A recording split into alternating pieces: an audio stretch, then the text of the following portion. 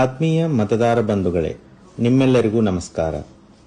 ಇಂದು ನಾನು ವಿಶೇಷ ಸಮಗ್ರ ಪರಿಷ್ಕರಣೆ ಅಂದರೆ ಎಸ್ಐಆರ್ಗಾಗಿ ನಿಮ್ಮ ಎನ್ಯುಮರೇಷನ್ ಫಾರ್ಮ್ ಹೇಗೆ ಭರ್ತಿ ಮಾಡಬೇಕು ಎಂಬುದರ ಬಗ್ಗೆ ಮಾಹಿತಿ ನೀಡಲಿದ್ದೇನೆ. ಮೊದಲನೆಯದಾಗಿ ಭಾಗ 1 ನೋಡಿ. ಈ ಭಾಗದಲ್ಲಿ ನಿಮ್ಮ ವಿವರಗಳನ್ನು ಈಗಾಗಲೇ ಮುದ್ರಿಸಲಾಗಿದೆ. ನಿಮ್ಮ ಹೆಸರು, ಮತದಾರರ ಗುರುತಿನ ಚೀಟಿ ಅಂದರೆ ಎಪಿಕ್ ಸಂಖ್ಯೆ, ವಿಳಾಸ, ವಿಧಾನಸಭಾ ಕ್ಷೇತ್ರ ಮತ್ತು ನಿಮ್ಮ ಹಳೆಯ ಭಾವಚಿತ್ರಗಳನ್ನು ಮುದ್ರಿಸಲಾಗಿದೆ. ಅದಲ್ಲದೆ ನಿಮ್ಮ ಬೂತ್ ಮಟ್ಟದ ಅಧಿಕಾರಿಯ ಹೆಸರು ಅಂದರೆ BLO ರವರ ಹೆಸರು ಮತ್ತು ಮೊಬೈಲ್ ಸಂಖ್ಯೆಯನ್ನು ಸಹ ಮುದ್ರಿಸಲಾಗಿದೆ. ನಿಮ್ಮ ಮುದ್ರಿತವಾಗಿರುವ ಭಾವಚಿತ್ರ ಹಳೆಯದಾಗಿದ್ದರೆ ಅಥವಾ ಅಸ್ಪಷ್ಟವಾಗಿದ್ದರೆ ನೀವು ಹೊಸ ಭಾವಚಿತ್ರವನ್ನು ಒದಗಿಸಬೇಕಾಗುತ್ತದೆ.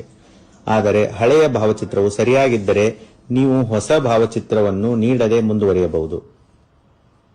ಭಾಗ 2ರಲ್ಲಿ ಹಿಂದಿನ ಎಸ್ಐಆರ್ನ ಅಂದರೆ 2002ನೇ ಸಾಲಿನ ಮತದಾರರ ಪಟ್ಟಿಯ ವಿವರಗಳನ್ನು ನೀವು ದಾಖಲಿಸಬೇಕಾಗಿದೆ. ಇಲ್ಲಿ ನಿಮಗೆ 2 ಆಯ್ಕೆಗಳಿವೆ.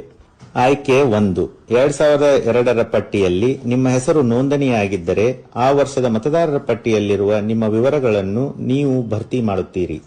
ಇದನ್ನು ಸೆಲ್ಫ್ ಮ್ಯಾಪಿಂಗ್ ಎಂದು ಕರೆಯಲಾಗುತ್ತದೆ. ಆಯ್ಕೆ 2, ಒಂದು ವೇಳೆ 2002ರಲ್ಲಿ ನಿಮ್ಮ ಹೆಸರು ನೋಂದಣಿಯಾಗದಿದ್ದರೆ ನೀವು ನಿಮ್ಮ ತಂದೆ, ತಾಯಿ, ಅಜ್ಜ ಅಥವಾ ಅಜ್ಜಿಯವರ 2002ರ ಮತದಾರರ ಪಟ್ಟಿಯ ವಿವರಗಳನ್ನು ಒದಗಿಸಬೇಕು. ಇದನ್ನು ಪ್ರೊಜೆನಿ ಮ್ಯಾಪಿಂಗ್ ಎಂದು ಕರೆಯಲಾಗುತ್ತದೆ.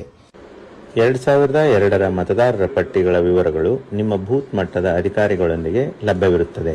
ಅದಲ್ಲದೆ ಮುಖ್ಯ ಚುನಾವಣಾಧಿಕಾರಿಯವರ ವೆಬ್ಸೈಟ್ co.karnataka.gov.in ಮತ್ತು ಭಾರತ ಚುನಾವಣಾ ಆಯೋಗದ ವೆಬ್ಸೈಟ್ voters.eci.gov.in ಹಾಗೂ ECI ನೆಟ್ ಅಪ್ಲಿಕೇಶನ್ನಲ್ಲಿ ಸಹ ಲಭ್ಯವಿರುತ್ತದೆ. ಭಾಗ 3ರಲ್ಲಿ ನಿಮ್ಮ ಪ್ರಸ್ತುತ ವಿವರಗಳನ್ನು ನಮೂದಿಸುತ್ತೀರಿ. ದಯವಿಟ್ಟು ಗಮನಿಸಿ, ಇಲ್ಲಿ ನಿಮ್ಮ ಜನ್ಮ ದಿನಾಂಕವನ್ನು ಕಡ್ಡಾಯವಾಗಿ ನಮೂದಿಸಬೇಕು. ಆದರೆ ನಿಮ್ಮ ಆಧಾರ್ ಮತ್ತು ಮೊಬೈಲ್ ಸಂಖ್ಯೆಗಳನ್ನು ನಮೂದಿಸುವುದು ಐಚ್ಛಿಕವಾಗಿರುತ್ತದೆ. ಅದರೊಂದಿಗೆ ನೀವು ಕುಟುಂಬ ಸದಸ್ಯರ ಹೆಸರುಗಳನ್ನು ಒದಗಿಸಬೇಕು.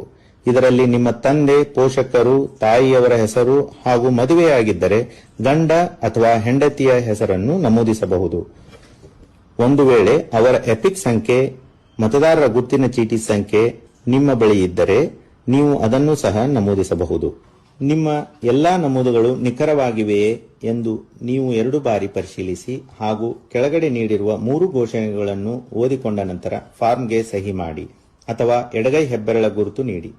ನಿಮ್ಮ ಅನುಪಸ್ಥಿತಿಯಲ್ಲಿ ನಿಮ್ಮ ಪರವಾಗಿ ನಿಮ್ಮ ಕುಟುಂಬದ ಯಾವುದೇ ವಯಸ್ಕ ಸದಸ್ಯರು ನಿಮ್ಮೊಂದಿಗಿನ ಸಂಬಂಧವನ್ನು ನಮೂದಿಸಿ ಸಹಿ ಮಾಡಬಹುದು.